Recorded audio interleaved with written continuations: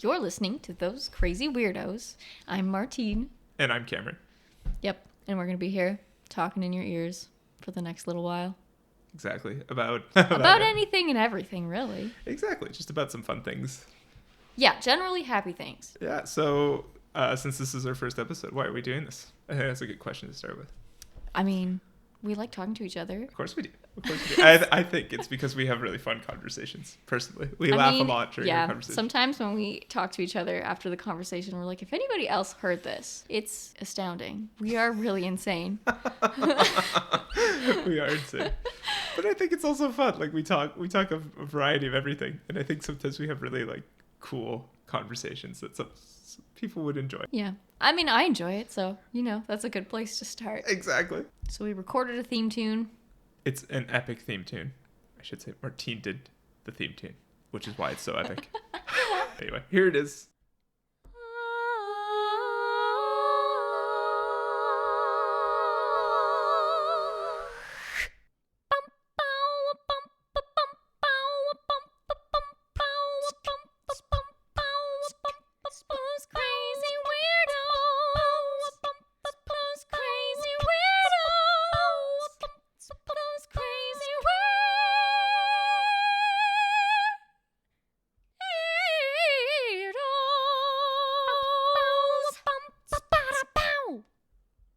We just made muffins.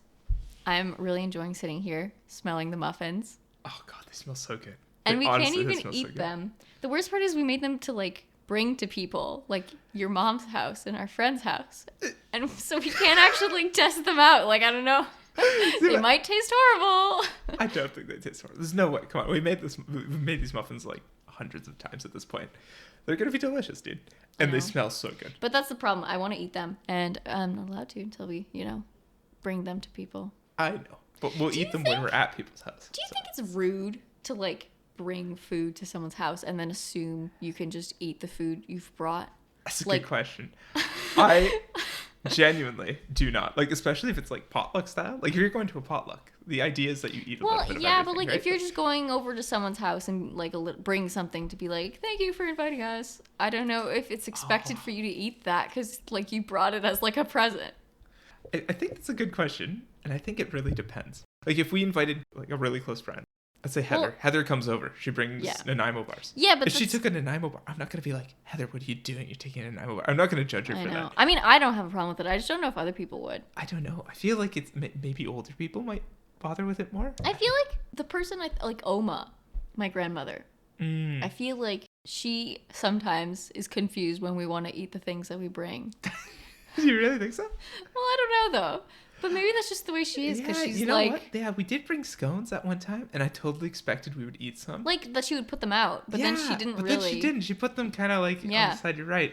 So that's why, that's what made me start thinking about that in the first place. It's a good question. It's a really good question. Anyways, wow, we digress. We also just did an escape room today. Yes, we did. But we did a Hogwarts style, a Harry Potter themed escape room at KW Escape. Fun. Oh, super fun.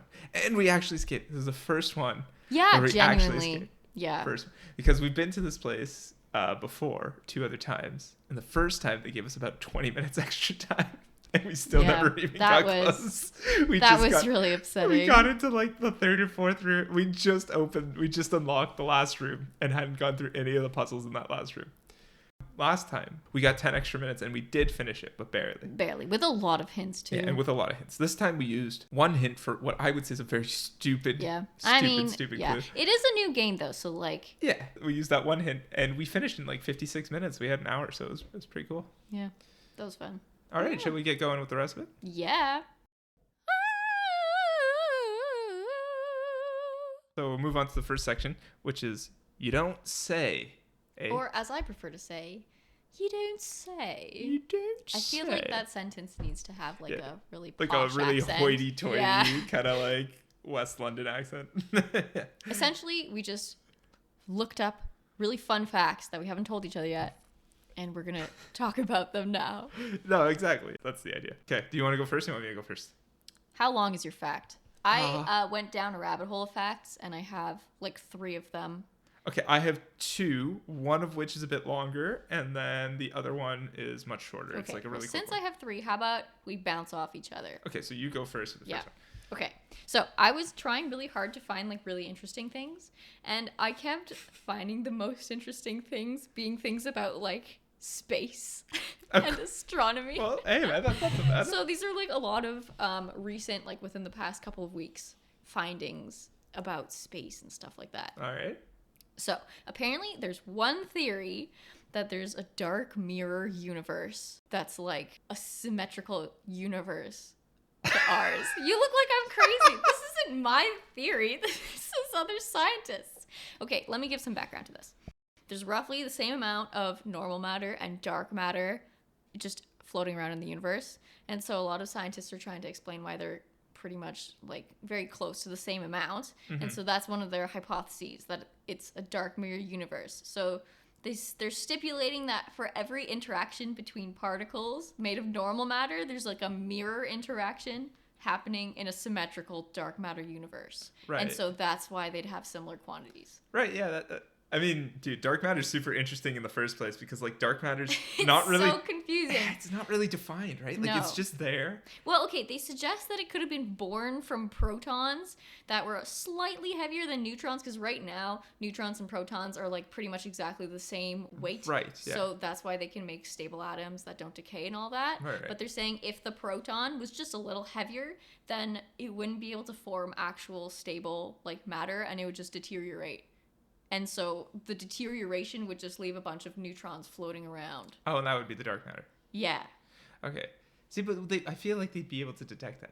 I know that they know, like, dark matter, dark energy is just, like, used to basically explain a hole in science. Like, physics has this hole.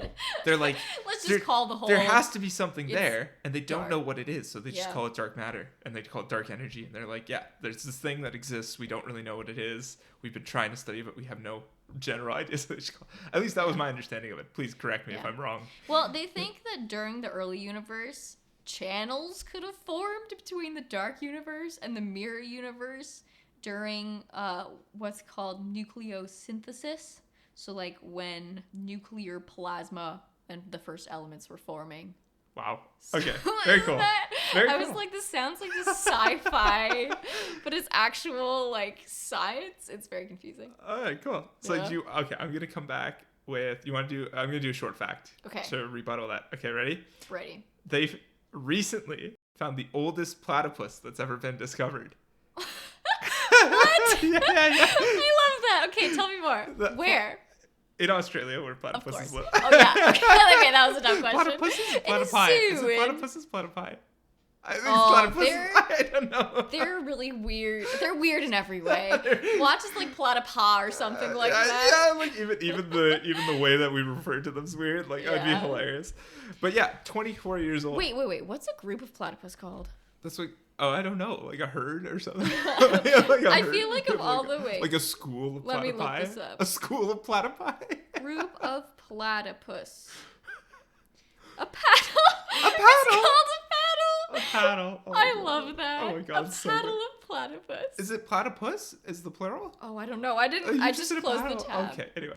24 years old, so they had tagged. So it's the oldest one they've discovered. They don't know if it's the oldest one ever. Is this like a living thing? Yeah, living platypus. Okay. They tagged it back in like 2000 or 1999 or something. Jeez, so like back when were they discovered? Oh, way long ago. Okay, they were discovered before. Well, really like a long time ago. Remember, it was when British scientists heard about this creature that like explorers like sailors had seen, because they didn't have planes and stuff. Like, this was like way long ago. They heard about it, like, oh yeah, we went to this, like, to Australia, which I think was a British colony. It wasn't actually Australia. And they found this thing and they were like, yeah, we saw this thing. And the sailors came back and they were like, it's weird. It had like a duckbill, but it laid eggs. Yeah, it was also I can imagine them being like, you're just and the joking. Scientists were like, ha ha ha, you're fucking joking, right? Yeah. Because like it's got a duckbill. It's a mammal because it lactates and it feeds its young that way, but it lays eggs. And it has venom. It's venomous. I know. It's the weirdest fucking creature. Wait, is it venomous or is it toxic? Poisonous? I think it's venomous, yeah. Oh, wow. Yeah, Doesn't that mean they bite? I think it has... No. Does venomous mean it bites? No, I don't think so. I thought venomous referred to, like, snakes.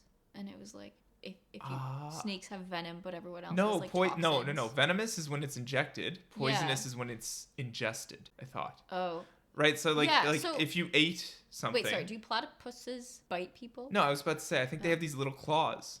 Like these little claws on the back of their feet or something. Oh, and that's why it'd be injected. And they like that. And so like when they scratch you, like it's venomous or something. Something like that. I know they're venomous though. Right. It's not like if you eat a platypus you're going to die. That would be poisonous. Do you see what I mean? Yeah. Okay. Okay. So anyway, 24 years old. So they tagged it back in like the late 90s and then recently pulled it out. And, they found it and they were like, holy shit, it's still alive. Like, because generally they're around, like, I think it's 18 to 20 years or something. I can't really remember. But anyway, I thought it was a fun fact. That's like almost as old as we are. Yeah, it was tagged around. Wow. Of course. Why not? Why not? Yeah. I guess, does anything eat them? Like, they're so strange. That do they have any, like, natural predators? I feel like I should have done more research on No, I think maybe I have. I'm, like, grilling you on, you have this one fact about platypuses, and I'm there, like, literally my give notes. me all the answers. You want me to read my note? My notes is oldest platypus ever discovered, 24 years old, exclamation mark. That's it. I love that. All right. Sorry. Right, your turn. You go back with another one.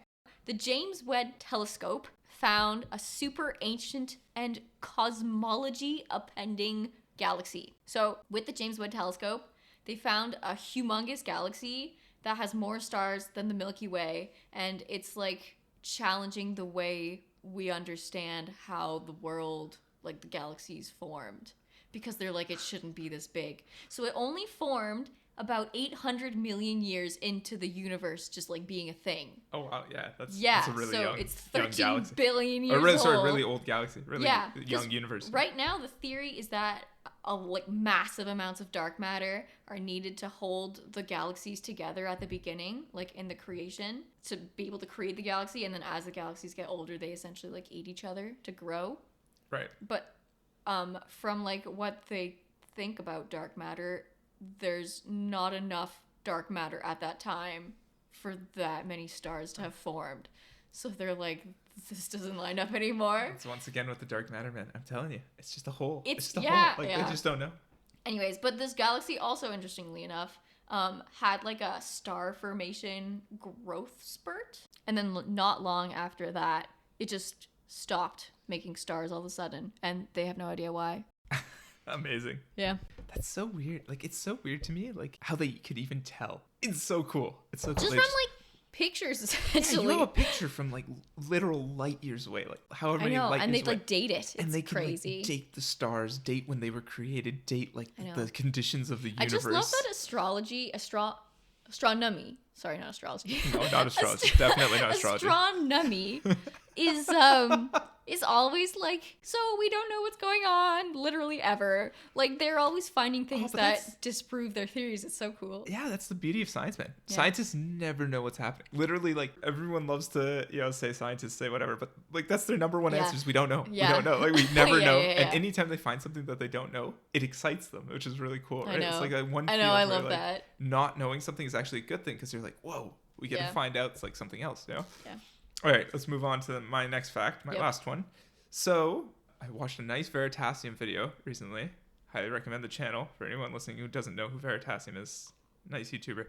About the blue LED. Now, this is something that I had no idea about. It's super cool. I was telling people about work about this too. But apparently the blue LED only came about like 5 or 6 decades after the red and green LED. Oh. Yeah, so LEDs are old. LEDs were invented like a long time ago. Red LEDs and green LEDs have been around since like forever ago. And they were used as like stereo lights. So like the stereo in your car would have like a little LED to say it was on. And that would be like a red LED. Oh, okay. So maybe like a green small? Like just these little like green and red ones. Like little dot lights. But you can't do anything without blue because then you can't make white, which means you can't make any other color. Wait, why do you need blue to make white? Because, what do you mean? Like, you need blue to make... If you have red and green, you can't make white. Yeah, but why do you need... How can you use colors to make... Oh, is that the thing where you, like, they combine all together to make white or something like that? RGB. Oh, RGB. Right. Like a monitor. Like, any computer monitor has, RGB values. And so, like, every single pixel on this monitor is made of 3 colors. It's red, green, and blue in different quantities. Right. Yeah. Okay. It's like if you zoom in real close, you'll see like LED monitors have like a red, green, and I used to do that when I was little. I'd like put my eyeball on the like TV screen. I don't know. And when it was like the old ones, I could actually like see the little pixel like colors. Oh, what, like really a CRT? close. Like a CRT? Yeah, Oh, yeah, interesting. Anyway, yeah, like RGB values, right? So RGB, but if you're missing the B, you can't get Okay. anything, right? So like, you know. Interesting. And the reason it's RGB is because it actually, fun fact, lines up with the cones in our eyes, right? Like you would think that you'd use primary colors, but you don't use primary colors. You use RGB because we have red, green, and blue cones in our eyes. Which makes you wonder why we just didn't decide that green is a primary color. But anyway. Because the primary colors make secondary colors. Okay. It's like I get that. I'm just saying. There's like an order to this. Anyway, yeah, it's like they're the axioms, you know, kind of thing. So yeah, but you had red and green LEDs for a long time, but then it was like a billion. Like there were tons of companies, and it was fierce competition, and they were spending billions and billions and billions of dollars in R&D to develop a blue LED. Because if you unlock the blue LED, so wait, what was their LEDs problem? can actually become mainstream. Yeah. Right? Like LEDs can't be mainstream if you can't make white. And so what was the difference between blue? Like why was blue so hard? So because of the way they're made. So like he has a really good description of this with like visuals and stuff. It's really hard to describe auditorially. So I'll give you like it's basically there's a band gap between like two layers of material, and you need electrons to flow between this band gap. Okay. When they do that, they emit certain energy, which can be emitted as like photons. Okay, this is like a super oversimplification. If anyone who actually knows about them is listening to this, they're gonna hate me for it. But in order to get like that photon, how much energy it has determines the wavelength of the light, right? So like if it's low energy, it'll be closer towards red. Yeah. At least in the visible light spectrum. And then if it's higher, it'll be towards blue. Got it. So like they were having trouble getting the right amount of energy. They couldn't get enough energy out of it. They were not getting enough energy. It's like we must make a nuclear reactor inside this light bulb. No. LEDs are a diode though. Like it's just a little piece. Yeah. Like it's anyway. Okay. Yeah. It's not a light bulb. Like it's a diode. Like LEDs are small, little things.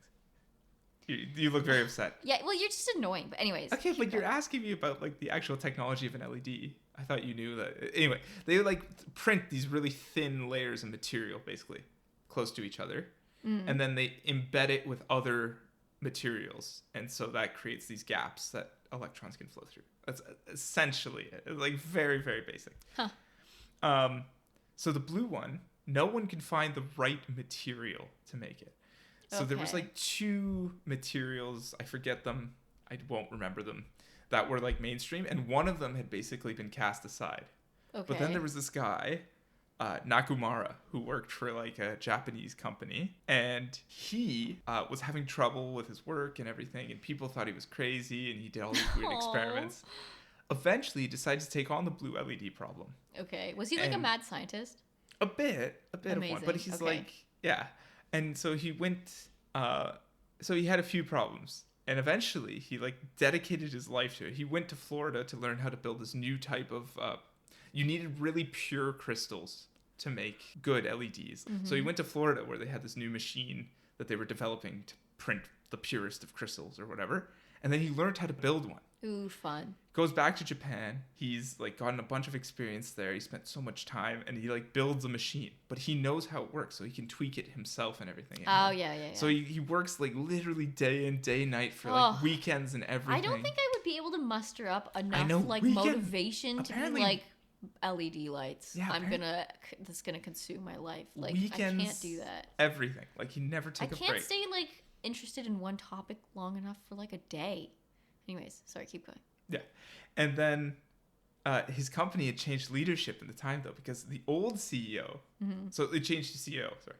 And the old CEO was like a risk taker, so that's why he invested in Nakamura and his like thing. But the new guy was like his son or something, and his son fucking hated him. He was like, no. So he's like, let me do everything oppositely. I don't want you to do this. Please stop. Please cease operations. Please cease your work on this. But Nakamura, I don't know how he managed it if he was told so many times to stop, but he just kept going. I don't really get that part, but he kept doing it.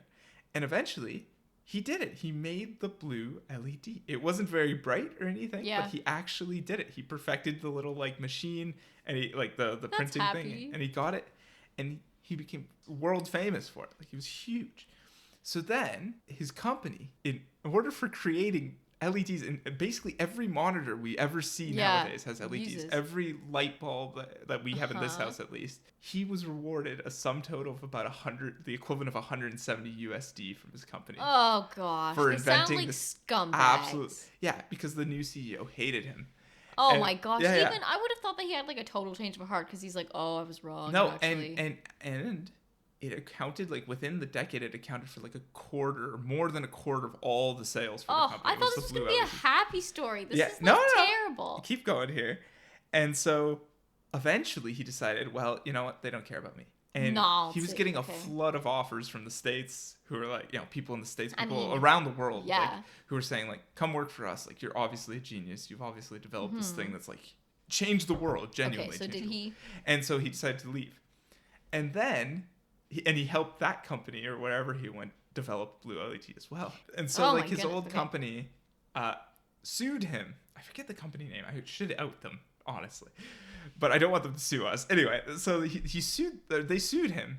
Saying bold of you to think that a company's going to listen to our podcast. Yeah, for trade secrets or whatever. Okay. And so he countersued, saying that they never compensated him properly for inventing what is now, like, changed the world. That would eventually, the Japanese court, it was in Japan, the Japanese court sided with Nakamura and rewarded him way more than what he was actually asking for. But then there was, like, appeals, etc., etc. Eventually, he settled out of court for like $8.1 million. Oh my gosh. When was this? Sorry. Which only covered his legal fees. Like, that was it. Like, his legal fees were covered, and that was basically it. So he walked away with genuinely about nothing. Okay, wait. What time period is this in? I told you this was like late 90s. Oh, like 90s, right. 2000s, early 2000s probably. Sorry. It was like a decades-long court case. I think it came well into the noughties, maybe even the 10s. Yeah, and that was it. So now he works in the States for some company, and he's working on ultraviolet LEDs. Ooh, and stuff like that. And he just started a nuclear fusion company, I think, which is kind of crazy. So this guy's just mental. But also another statistic that was put in that video, which I thought was kind of crazy, is only 50% or so of household lighting right now is LEDs. That's crazy. Huh. Interesting. Anyway, yeah. So let's cut the facts there. I think it's long enough. Okay. Or do you want one more quick one? Yeah. Well, I mean, I had it's still space related. Do it. This one is actually really interesting. So, the guitarist from the band Queen, Brian May, helped land the spacecraft onto the asteroid. A spacecraft onto the asteroid? I should probably use more specific things. But do you remember when, like, a few weeks ago, or maybe a couple months ago now, the sample from the asteroid that we collected arrived back to Earth, and everyone's like really excited about that. They got a sample from an asteroid, right? I remember this now. Yeah, the asteroid is called Bennu, and the spacecraft that they built is called Osiris Rex. Cool. Anyway, yeah, and I didn't know this, but the Queen guitarist has like a PhD in astrophysics. And so he's like actually like working with NASA and all that. Of course he does. Why not? It's like finding out that the Offspring, like the lead singer, Dex or whatever, has a PhD. I was like, maybe this is just like a rock band thing to do. But yeah, that's actually super cool. I know. I thought that was really neat because at first, they got the spacecraft to the asteroid, but then they didn't know how to land it on the asteroid, and it spent 2 years orbiting before they were actually able to figure out a Wait, 2 years orbiting the asteroid? Yeah. I didn't know that. That's really cool. I know. Trying to find the perfect spot because the surface of the asteroid was a lot more like craggly than they were initially expecting from the like preliminary surveys because they thought they were just going to land in like sand essentially. But then when they got there was like a bunch of spiky rocks and they're like, well, we can't land in that. Essentially what Brian May did was create a 3D model of like the entire surface of this asteroid using like a bunch of pictures that they combined together to make a 3D model, and then he'd like walk around the 3D model trying to find a spot to land it, and then eventually they did land it inside a crater filled with sand. So they did find like a sandy spot in the end, but then when it was landing to slow its descent or whatever, it sprayed a bunch of nitrogen so that it would like counteract against the ground so that it would slow its landing. Yeah. And then that, because it was in a bunch of sand, blew up a bunch of sand that went everywhere, like inside the thing. And because of how much it blew up, it had like a trouble closing the sample on the asteroid in the first place. Like, it opened a little container to grab all the sand and stuff. Basically blew up a bunch of sand as it was landing in it, and that made issues. Anyways, essentially, they ended up getting about twice the amount of sample that they were planning because of that. Because it blew up a bunch of sand, it clogged the mechanism, it still was able to close in the end. So they had all of the sample, like, cup filled, but then they also had the same amount just resting on top of the lid of the container. Oh, wow. So then when they got it, they were able to grab a bunch of the stuff resting on the top of the container, and then it was so clogged and stuck that they had to, like, build new tools to be able to open the container in the end. So they only finally just got the container open, like, a couple days ago. Wow. And then they realized they've got, like, 120 grams instead of their expected, like, 60 grams. That's very cool.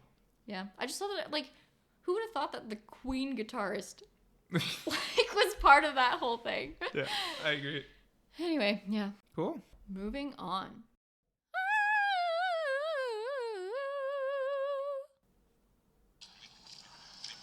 It's time for the quack question. So essentially, this is just like Turn that off. I like it. Essentially, it's just like a fun question, like a random fun question spawned from, I did it this week, so spawned from the inside of my brain. So Which is like a crazy place, might I add. I've had time to think about this. So you're going to have to, I'll go first with my answer because I've thought about it for a sec. But Do it. The question I have for you is, if there was a soundtrack or like a specific song that represented the ramblings that go on in the inside of your head, what would it be? Crazy Frog. That was fast. For some reason, for me. I don't know, actually. I don't know. I'm just imagining.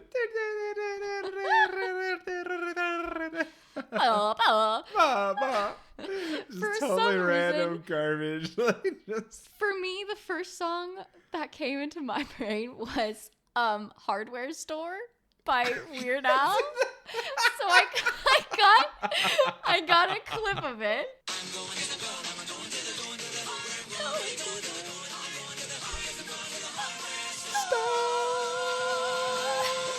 That's basically like my internal thought process. Whenever I've got like all these like voices in my head, like, and then I like finally get to the thing I'm trying to think about, and it's like, yeah. And then ever since, okay, I thought about this question like a few weeks ago.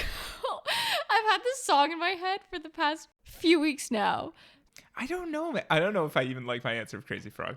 I think it might be like I just think my head goes like, you spin my head right. Like, I don't know. Like it just like it goes crazy. It goes everywhere. Yeah. And it goes all the time, and it never stops. So maybe like "Don't Stop Me Now" by Queen might be better. Don't never stop. Don't stop me now. I'm there like, Cameron, be quiet. And you're there like, no. Yeah, exactly. Yeah. Something like that. I don't know. Another one that I thought of, you know that section in that song, Oh, you know that one? Yeah. That's kind of like what my brain does too. It like has no idea what's going on, and then it freaks out. Yeah. Anyway. Yeah. That's great. Yeah.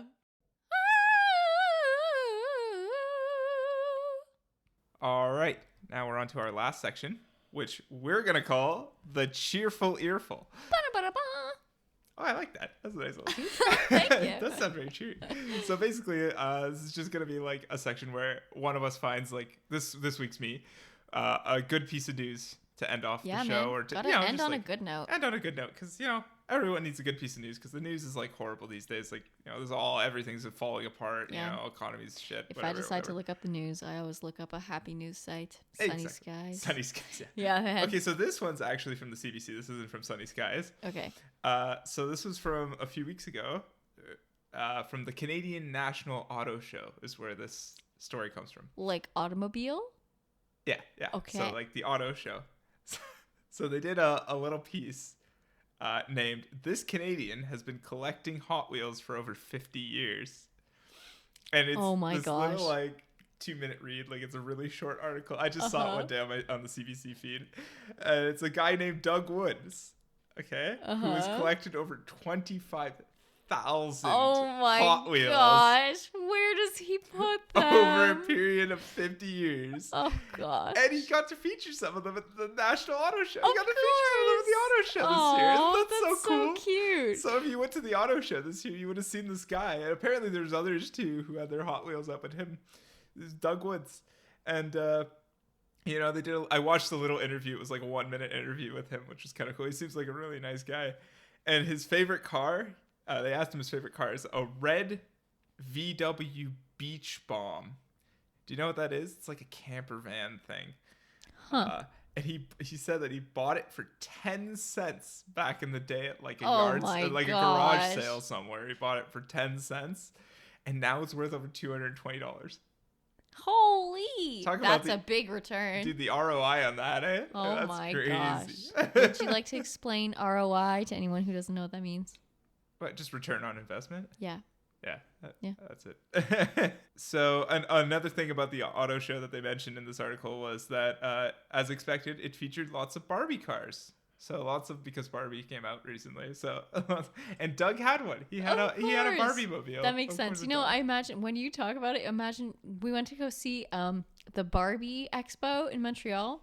And it was just all these shelves with a bunch of Barbies on them. I imagine like he's got like a second garage or something where the walls are like covered with little tiny shelves, and he's got all of his little cars on display honestly, with like backlit backlit where lighting. would he keep them? Where would he keep them? Like maybe there's like a storage unit somewhere. No, but the thing is, like, I think in the video you see it, he's got like little foam things where you can put them like in the foam so that they don't like touch each other and get like it's a little of course. Foam. I mean, yeah, you'd have to transport it. Yeah, like they're collectibles. Right? It's cool. It's really cool though. Anyway, I saw that one day. I was like, that's definitely a cheerful earful. That's really fun. Oh, good on him. This guy's awesome. Like he seems so happy with his collection. He's like, yeah, I bought that thing for 10 cents back in the day, and now it's for $220. So like. That's cute. Awesome stuff. Amazing.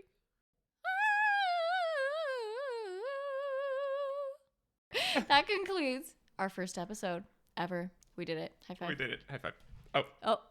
Oh, God. That was so awful. That was the worst that we had to do. Yeah. Oh, with two. Okay, double. I have to